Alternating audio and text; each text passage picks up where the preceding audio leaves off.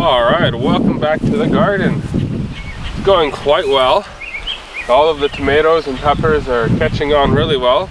But what we've got today is we are going to be setting up the irrigation system. I got a whole bunch of stuff that we'll be doing here. Take a look at it. I got quite a bit of stuff here for our supplies. First we got our hot water for melting, for softening irrigation tubing. We have 400 feet of irrigation tubing. And we have T-connectors for connecting the irrigation tubing together. More T-connectors, 200 T-connecters. And we have 200 irrigation emitters, zip ties, garden hose to 1/4-inch hose adapters. So this is going to be quite the project. We're going to run a little irrigation emitter to each one of them, and we'll see how it turns out. So we have our irrigation emitters. We have our 200 T connectors for connecting irrigation emitters to the hose. We have 400 feet of hose, hot water, garden hose adapters, zip ties, rope. Now that's definitely not going to be enough zip ties, but I'm expecting more to come in the mail today, so we'll see if that happens. Regardless, we're going to get started on this. So we're going to be putting our spigot with the multi-tap adapter somewhere up right around here. So I think I'm going to start with that, and we'll do one for the tomatoes first.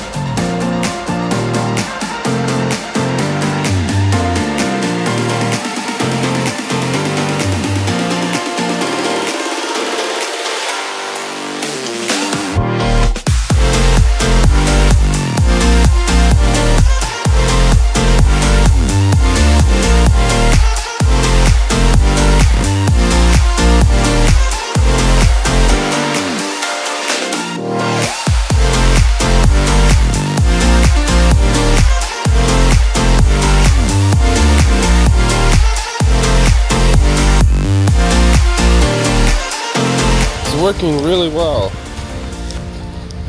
Comes up here and splits off. And look at that. goes all the way down here for 36, goes for 18 plants this way, and it goes for 18 plants the other way. And each one has its own little dripper, just like that.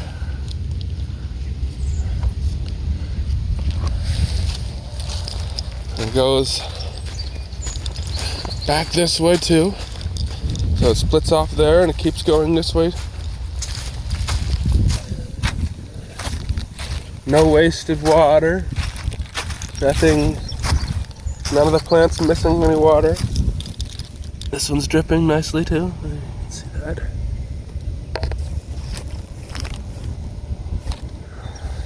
And each plant is getting its own little bit of water without getting flooded, without getting washed away, without lots of extra water going where it doesn't need to go. So that took almost the whole day yesterday as well. I had to figure out exactly how I wanted to do it. I had to learn a little bit and decide what was going to happen, how best to do things, and then I had to figure out how best to group the repetitive actions and stuff. And well, there's a whole lot more plants to do.